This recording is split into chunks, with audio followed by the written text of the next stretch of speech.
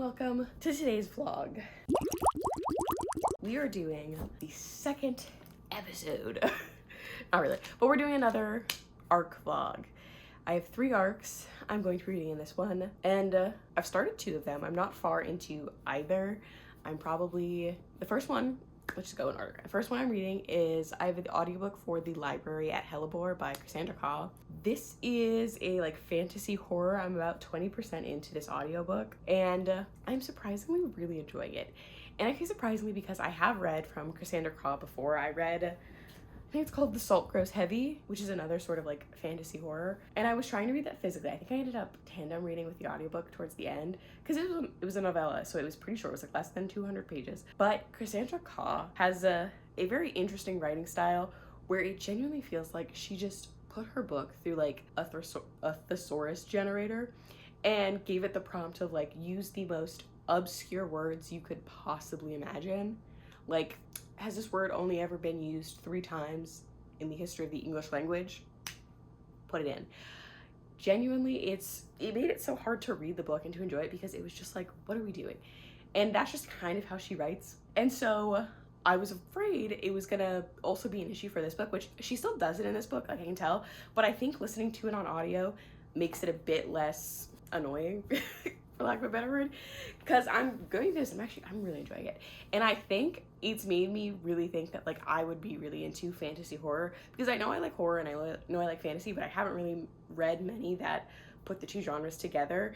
And in this first 20%, it's already been pretty gruesome, pretty gory, pretty violent, pretty gross. I'm also kind of confused. I'm I don't really know what's going on, because we're jumping in time for certain things, and I'm a little confused as to when things are happening. Maybe because I'm listening to the audio and I'm not super following along, but it's still going very well and I really enjoy it. And the basic premise behind this one is that she's at this school, Hellebore, and she got kidnapped to be there because I guess she has some sort of power. What that power is, I don't know, but it seems deadly. And the school itself, the faculty itself, seems they're trying to kill the students, but now they're all locked in this library and they've been told that only one of them is going to make it out. So I don't know if they're all supposed to kill each other or something's gonna happen, because right now none of them are, that was never a thought, at least not a first thought. They're oh, we're gonna turn on each other, we're gonna kill each other. So I don't know how only one of them's gonna make it out, but that's what they've been told, and that just started. But it's been going well. I'm still confused, but I am really enjoying it. So the second book that I have started is Once Upon a Time in Dollywood, and that is a romance, and I'm also really enjoying this one. I'm only 15% of the way through, but I've been really enjoying this so far. We follow our 2 main characters, Eve, who at the beginning of the book, she goes to her grandmother's cabin in Tennessee because she wants to be alone. So she breaks up with her fiance, she dips on her parents, and she goes out there to kind of recuperate, because at the beginning we find out she's had 3 miscarriages, I believe, and she's not handling that very well. So right now she's going out there to, quote unquote, as a writing retreat, because right now she's having writer's block or something like that. But she's really going out there just to kind of, I guess, get herself together. And like I said, this does deal with miscarriage, a lot miscarriages and infertility, so know that going into it. And then our hero, Jamie, he just got through a pretty, I guess, tense custody battle with his ex-wife for his son. And right now, that's kind of all we've known about him. That's kind of all that's kicked off. I can already tell his ex-wife is gonna be an issue. She's gonna be annoying. She's gonna piss me off immensely. But they've met, and Eve's very she's kind of the grumpy to his sunshine, even though I don't know if this is supposed to be grumpy sunshine, but she definitely gives off that she just doesn't want to talk to him, she doesn't want to deal with anybody, and he kind of finds it amusing, which I think is fun. And at one point at this first 20%, she had a panic attack, and he helped her through it, which was very nice. So this is also going very well. This is one I could see myself giving 5 stars. I don't want to jinx myself, I'm still early in, but it's going very, very well. And now the last book, which I haven't started because I literally just got it an hour or 2 ago on NetGalley, but I got approved for, what is it called? I can't remember. It's not omnibus. What's the word? A bind up, I guess, of Stephen Graham Jones's novellas. One is called The Babysitter Lives, and the other is called Killer on the Road. And so the first one, the babysitter lives. From what I'm getting from the synopsis, this girl, she's babysitting, and I think either the house is haunted or like someone's in the house, but they made it seem like she was there with them, and the kids are like, they know, I guess, what's going on, or like they are aware, they're like talking to the ghost or something, but it's clear she's not alone in this house with these kids. Something else is going on. And then Killer on the Road, this girl's running away, but then her friends like tag along with her because they don't want her to go on her own. But I guess a serial killer is after her, and now he's targeting the entire group, so now he's just trying to kill all of them. I don't know much, but it sounds fantastic. And like I said, I love Stephen Graham Jones. I've read 2 other books by him, My Heart is a Chainsaw and The Night of the Mannequins. I think I gave both 5 stars, or I gave Night of the Mannequin 4 stars. I don't remember exactly, but I know I gave My Heart is a Chainsaw 5 stars. So I'm very, very much looking forward to that. I already pre-ordered the book, so can't wait for that. And I think that comes out in July. I think all of these come out in July. I could be wrong. I'll put the dates on the screen if I remember. But I think they all come out in July pretty soon. So they may or may not be out by the time this vlog is out. I don't know what exactly I'm posting this. I have the date written somewhere, but I don't remember.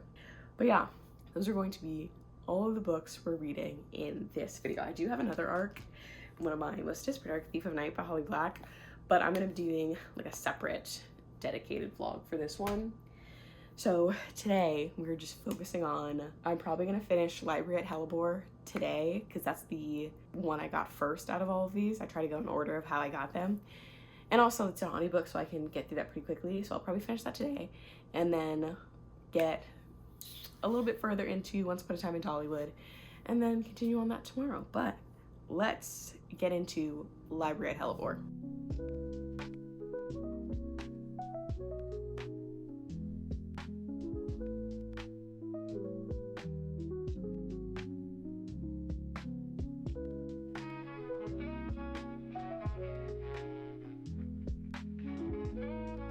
All right, I just finished The Library at Hellebore by Cassandra Khaw, and I give it 4.5 stars. I rounded up to 5. I thought this was really good.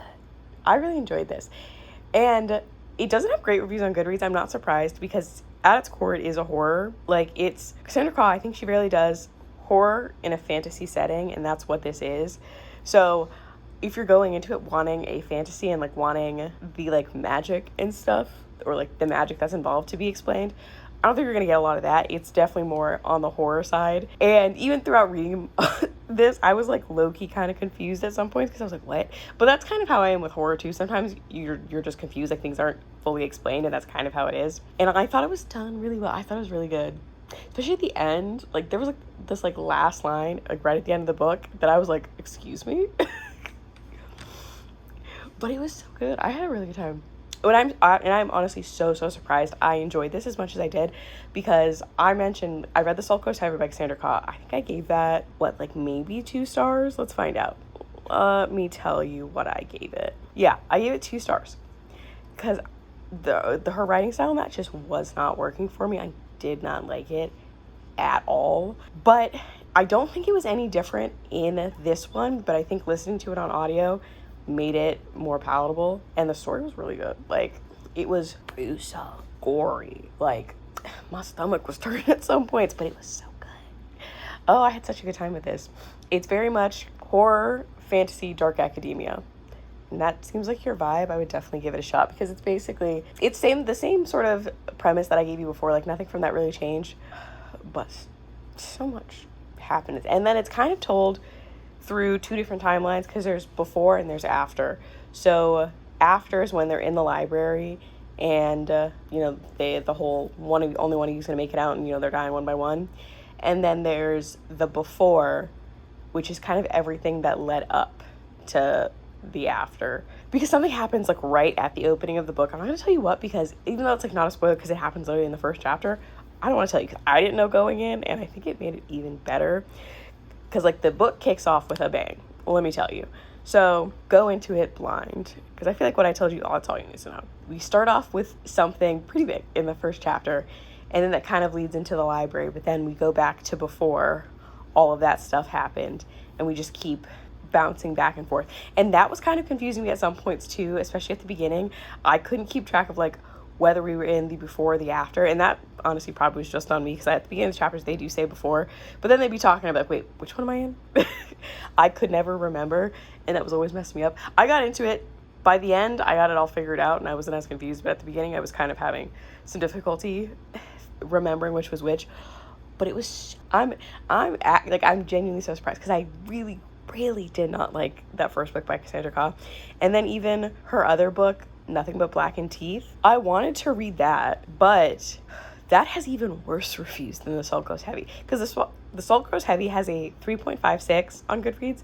Nothing But Blackened Teeth has a 2.64. And even for horror, that is low, because horror tends to have very low reviews and very low ratings on Goodreads. Why, I don't know. It's just as a genre, even like literary fiction as well, tends to just have lower ratings. So like a 3.7, 3.5 on Goodreads, really, for horror, for me at least, I don't take that very like deeply, because even I think My Heart Is a Chainsaw has like a 3.5 something or something like that. Like, it doesn't have a great score, but I loved that. And that's kind of how a lot of horror is. It just has very low ratings. But anything like below a like 3.5 is pretty low for horror. Hell, I'll even go like anything below like a 3 is low for horror, because usually it's around the mid 3, like 3.5, 3.6, 3.7. Usually they're around that, but 2.64, that's so low. So I don't know, I might still give it a shot. I might just get the audiobook for it, because that seems to be the way I prefer, or I would like. It seems to be the most likely way that I will like this book, but I want to give it a shot. And that one also seems like no one who I follow on Goodreads likes that either. So I don't know how to feel about that on this one, or if I'll even really like it. Yeah, because seems like a lot of people gave it 2s, gave it 1s. One person gave it a 4, and I don't know if mine and her taste lines up very well. But yeah, that's that on that. This was such a good book. We started this vlog off so well, because the last ARC vlog did not go well. I had a lot of DNFs and a few 3s. I think I had 1 5-star and then a 4, but like the majority of the books in that video I didn't love. So I'm happy to kick this one off with such a good read, and to be so pleasantly surprised that I really liked this. So the next book we're going to read is Once Upon a Time in Dollywood. And I think this is a good split up, because like I said, I'm reading it in the order that I got them, but I think it's a good order to read it in any case, because I read the horror first. Now I'm going into a romance, and I think it's a bit more emotional romance, but still romance, and then another horror afterwards. So I'm splitting up some of the darker books. But the next 2 are both ebooks. I don't have any more audiobooks, which means I need to go put in some requests for some so I can get some more, because I still have 4 open requests that I haven't gotten any feedback, or haven't gotten like a approval or denial yet. 2 are from Tor, and I swear to God, Tor is just ignoring me, because originally I had a request for Thief of Night, and I told you I got it, but I got it. What happened is I emailed them from a different email than I have for my NetGalley, because my NetGalley was connected to my personal email, because I set it up like previously to me doing any of like my socials, and I set up a new email for my socials, and so I emailed them through that, and the Tor publicity person sent me back a widget, but it's connected to that email. So now I have 2 accounts. One that's connected to my social email, and then one that's connected to my personal email, which isn't the best, but no, it's whatever. I feel like I'm just going to use that one if I continue to like email publishers and ask for NetGalley widgets. I guess it's just going to go to that one, because I don't think I'm going to be trying that hard to get the feedback ratio up in that one, or to like consistently be reading stuff off of it so that the publishers can see stuff. That just seems like too much work to do for 2 different accounts.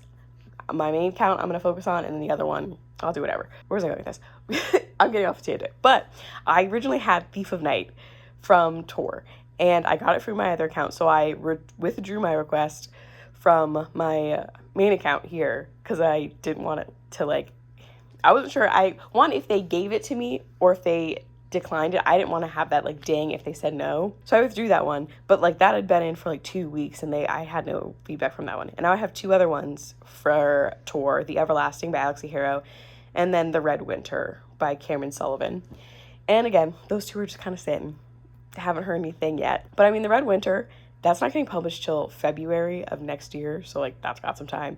And then The Everlasting for Alex Kara doesn't come out till October. So yeah, pretty much all the ones I have on request, 2 of them come out next year and 2 of them come out in October. So they're both pretty far out. So I'm not like too worried about it, but I feel like I need to go through the fine titles and like put in some more requests. There's this one, Square Waves, and that looks like it. I've seen these covers before, and I think it's a series. I don't know, but I don't know. Those covers have always interested me, and I always see them, so I'm like, maybe I should look into that. But I feel like I want to get another, or put in a request for another audiobook, because if I get that, I can get through that quickly. But I want to at least read through one ebook and only have like one thing on my list that I need to give feedback on before I put in a request for another ebook, because obviously those are going to take me a bit longer to get through than the other ones. And like the Streaming Graham Jones, it's technically 2 novellas, but I think it's like, at least on Goodreads, it says it's like 480 pages. So that one is a bit longer, but we'll focus on that when we get to that. Anyways, I am talking too long. I am going to continue on with Once Upon a Time in Dollywood, and I will give you an update probably at the 50% mark. Hello, it is 2 days later since we last spoke. I am now 50% of the way through Once Upon a Time in Dollywood. I'm still enjoying it just as much as I was before, but I feel like this book is going to be like hit or miss for some people. First, I'm going to preface by saying this is this author's debut. Honestly, I'm so surprised because it's written so well. Like, it comes off as like this is probably like her 10th, 15th work, but this is her first traditionally published. I obviously don't know if she's been like trad publishing or anything, but for a debut, I think it's phenomenal. And I can't even remember what I told you when I first started, but Eve is definitely a character. She's going through a lot, and she's clearly like depressed. Like, both of these characters have so much baggage that they're dealing with. Eve doesn't handle emotions in general well. She very clearly is the type where she's a runner. Like, once things start getting difficult, when things start getting hard, she runs. That's what she does at the beginning of the book. She runs away to Tennessee. And then at points in this, like when her and Jamie start getting closer, she shuts down and she runs. But Jamie's very, like, Jamie's better than me, I'll say that. Because at least with me, I'm like, if someone does that to me, I'd be like, all right, well, fuck you, I'm not talking to you. But Jamie, like, he really tries to, like, talk to her, get her to open up, because, like, he really has feelings for her. And he seemed very into her, like, from the get-go. It definitely wasn't, like, insta-love or anything like that.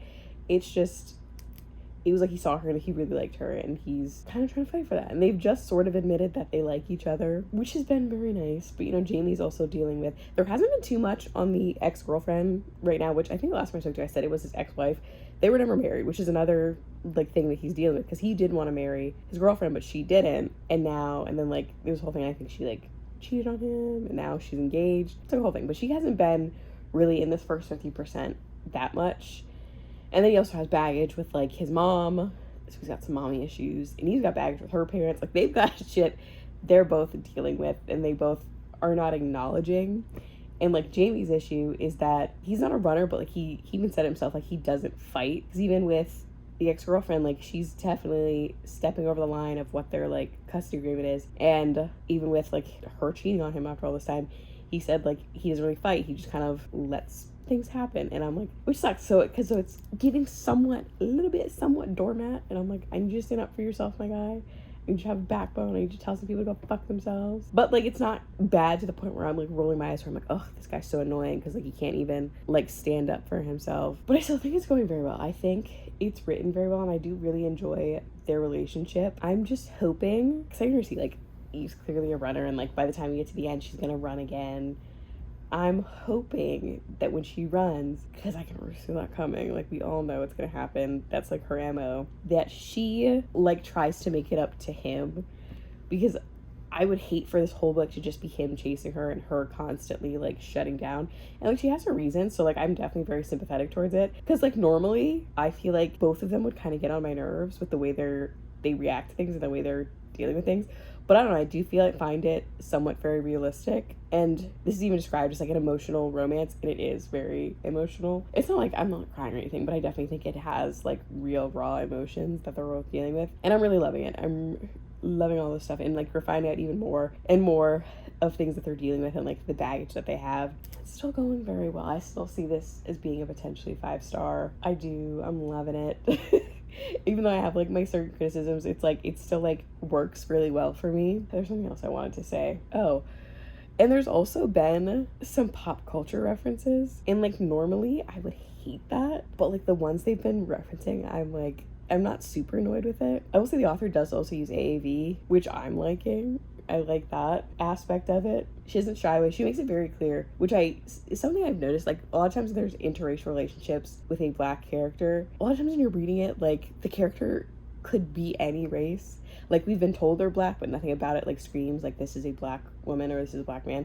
And the author very much makes it very clear like this is a black woman, and it very leans into like the blackness, her blackness, which I'm loving. But there are also pop culture references, and normally I would hate that, but like the things they're referencing, I'm like enjoying. Like there was one point where she goes into Jamie's house and she sees that like all of his appliances are white, and she references the Nene Leakes white refrigerator meme. I was in tears almost, and it has a white refrigerator. I was like, oh, not a white refrigerator. Girl, please put your shoes on. Let's go find you a home, honey. And I thought that was funny because that meme was funny in itself. So like I liked that, even though it should be something like I really hate, but it worked for me for some reason. I don't know. But yeah, I think that's really all I have to update. I am thoroughly enjoying it. I think it's almost 10 o'clock. I'm probably not gonna finish it tomorrow because I wanted to have it done by today, but clearly that's not happening. I'm gonna read some more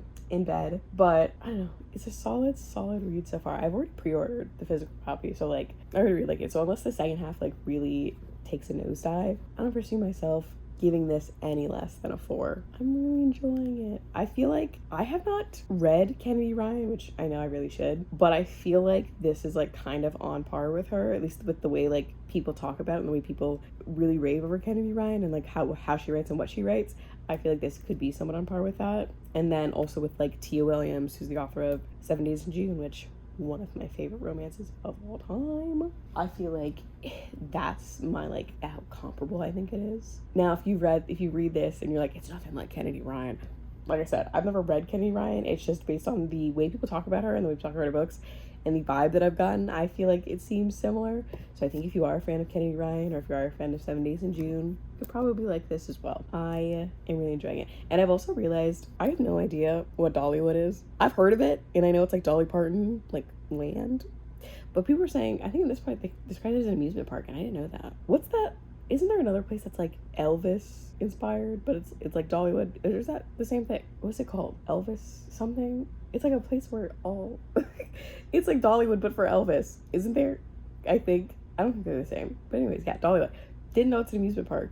I should probably look up what it is. Didn't even know it was in Tennessee. I probably should have known that because that seems like the obvious place for it to be. But I really have no idea what the fuck Dollywood is. Like I couldn't even picture it if I tried. So I'm gonna look up Dollywood so I can get a better idea. It's not like they've even gone to Dollywood, and I don't know if they're going to, but for a book called Once Upon a Time in Dollywood, there's not much talk about Dollywood.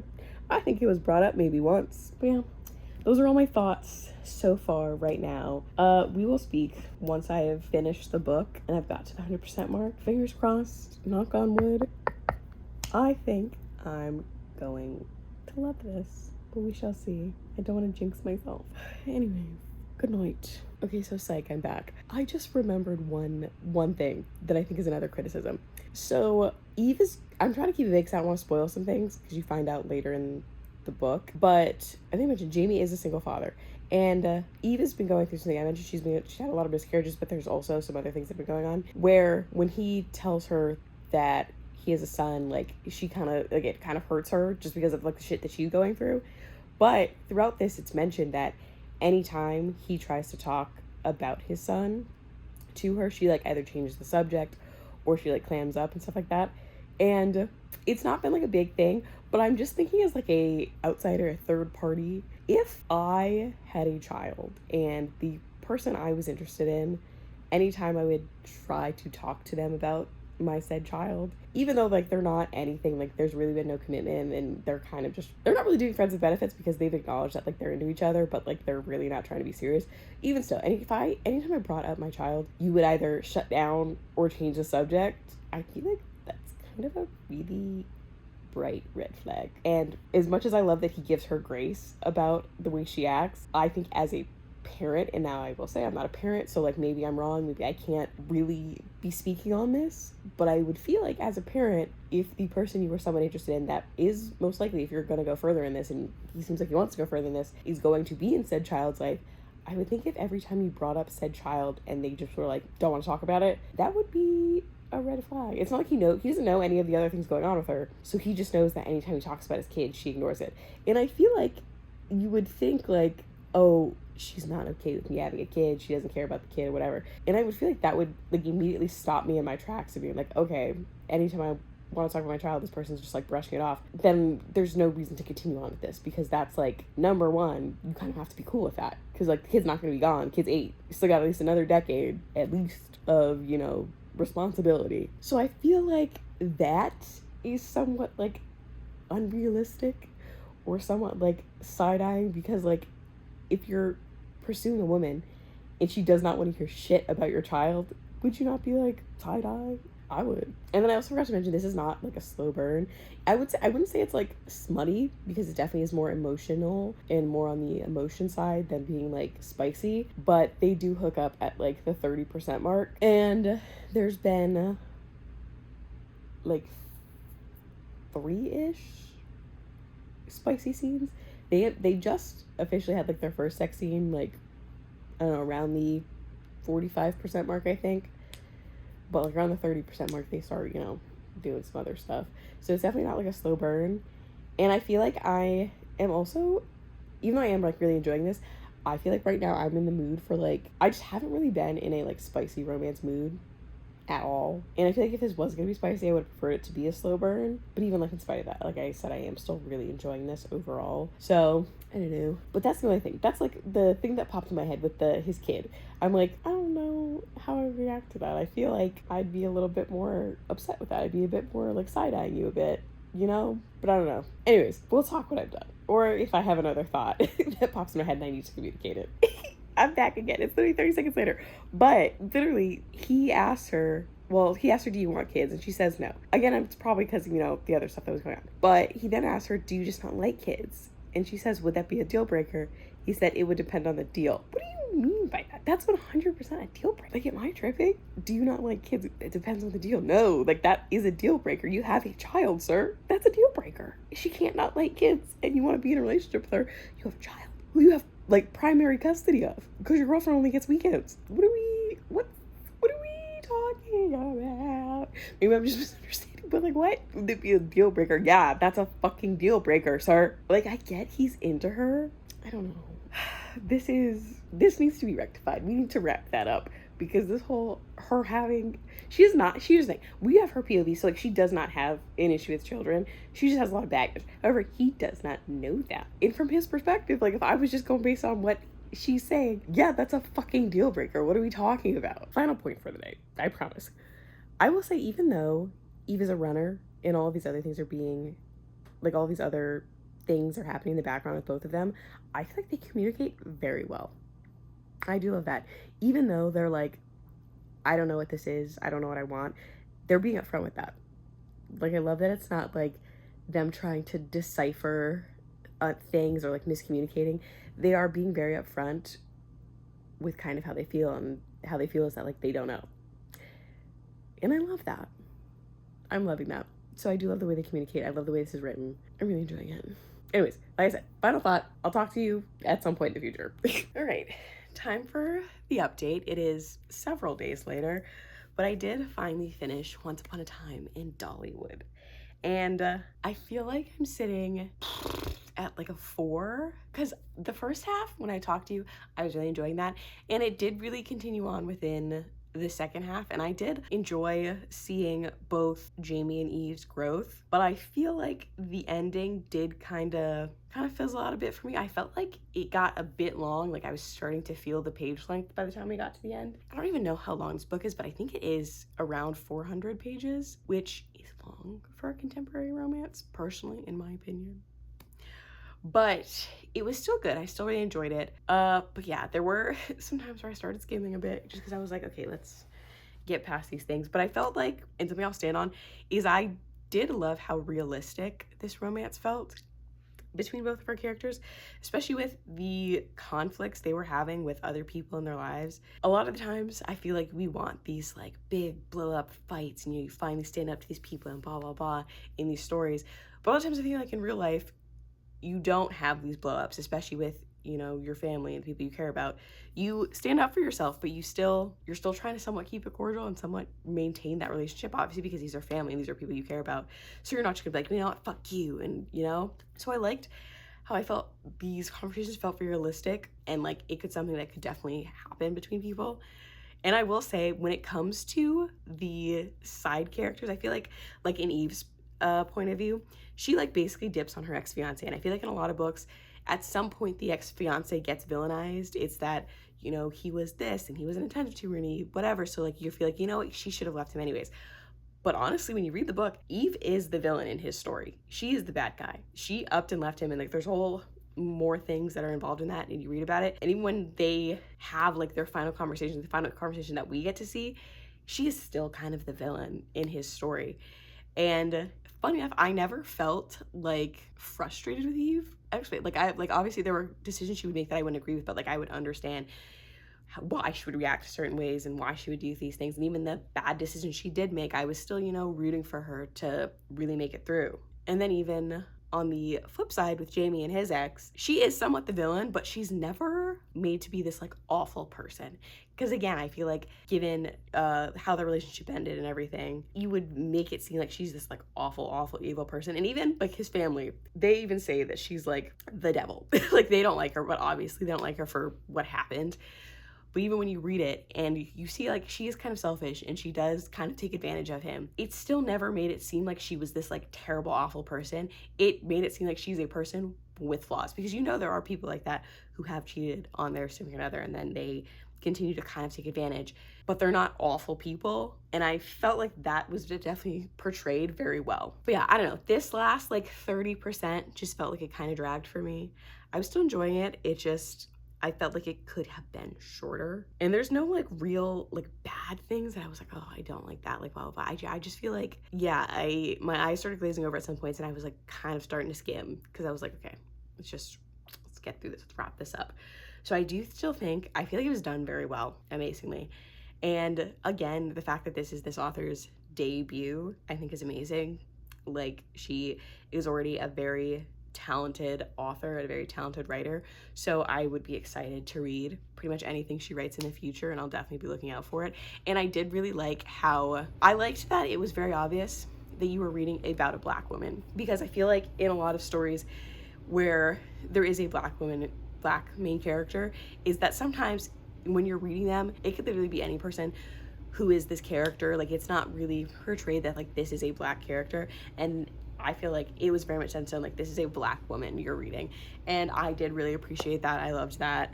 And I don't know, that's really all I have to say. Like, I feel like, yeah, I'm sitting on like a solid 4-star with it.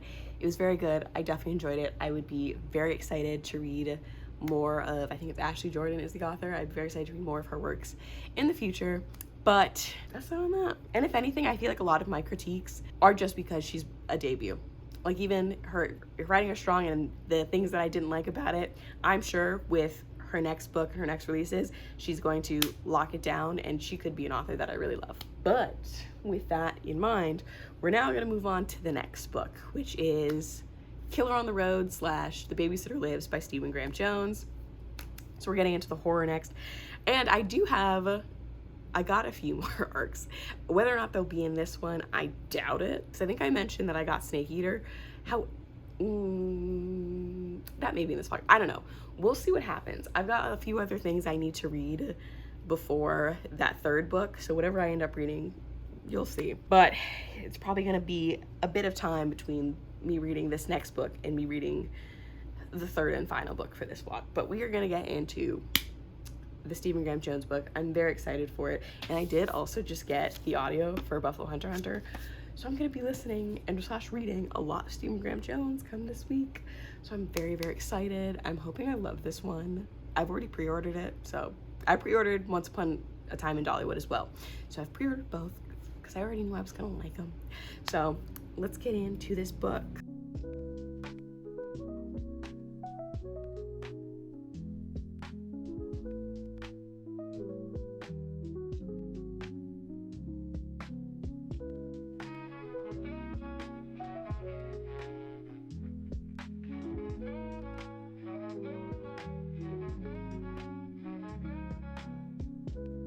Hello. It has been many a probably week at this point since I've last spoken to you about this vlog because I got sidetracked doing other things. I got a cold, which you may be able to hear. I am still a bit congested, but I really needed to finally wrap this up. It has in fact been so long since I've last spoken to you that this book has already been published, both The Babysitter Lives and The Killer on the Road. So I will finally give you my final thoughts on this because I have read both of these novellas since then. Now, my overall rating for this is a 4-star. I did give Killer on the Road, if I'm remembering correctly, a 3.75, and then I gave The Babysitter Lives 4 stars? Or 4.25? I don't remember exactly. It's on my Goodreads if you really want to see it. Let's start with Killer on the Road because this is the first one I read. I enjoyed this one, but I feel like this is kind of similar to My Heart is a Chainsaw, where you have to really like our main character to really love the story. And while I did not dislike Harper, I just felt like being in her head at times was kind of like a slog. So getting through those parts felt kind of boring, but I really loved our antagonist in this. And anytime they were on page, I was eating it up. I was so locked in. I thought the way Stephen Graham Jones wrote the antagonist was amazing. And it just felt like when they were on page, I was like flying through it. But then when they weren't, it was taking me a bit longer to get through. And I don't know, it took a little bit for me to get there, but I did really enjoy this overall. I did think it was very good. And obviously, like I said, Stephen Graham Jones is one of my favorite authors, so like I'm going to continue to read from him. And Babysitter Lives, I honestly enjoyed this even more because we are in this like creepy house with something or someone in this home, and it's very atmospheric, it's very eerie, and I feel like the creepiness in this was much higher than in Killer on the Road, because in Killer on the Road we already kind of knew what was going on. We knew this serial killer was after a main character, but in this one you're in this house and you really have no idea what's happening in this house, why these certain things are happening, and all these weird things are going on. And I think I enjoyed that bit of mystery more. And again, in this one I thought our antagonist was amazing. I think Stephen Graham Jones does antagonists just amazingly perfect, and they were definitely the shining lights, I think, in both books. So I definitely really enjoyed this. And even this one at the end made me kind of get a little emotional, the same way I got kind of emotional at My Heart is a Chainsaw. So I definitely feel like enjoyed this more than the first novella, but I think both were definitely great solid reads, so like give it a shot if you're interested in reading this. Yeah, I think that's really all I have to say on this. I did enjoy this. I had a good time. It took me a little bit to get through. I was reading it definitely very slowly just because I've been in such a bad slump pretty much the entirety of the month, and then I also got sick, so like it hasn't been a great reading month for me, but I did really enjoy this. So obviously, like, I think it's already known I'm going to continue reading from Stephen Graham Jones. I'm going to be reading whatever he publishes, obviously. But that is the end of this vlog here for all of my arcs. I do still have many more arcs to get through. I think I have 4 downloaded. I've got 2 more that I've been approved for, and then I have 2 more in my email that I've also been approved for. So I have got a lot of arcs to get to in not a lot of time. So I've really got to start taking them down. I don't know if I'm going to do another video trying to get through them, because honestly I feel like I really just need to like put my head down and fly through the rest of these so I can finally get caught up. My feedback ratio is still very good. I'm at like a 78 right now, so I'm not worried about that. It's just a lot of these due dates are coming up and I don't want to forget about them, and I want things to get archived that I'm not able to read it. So I've got to get my ass in gear and read the rest of these damn arcs and learn and stop requesting so many. Will I? Probably not. It's too much fun. What can I say? But that is the end of today's vlog. I hope you enjoyed it. I hope you had a good time. Please like, share, subscribe, and I'll see you in my next video. Bye.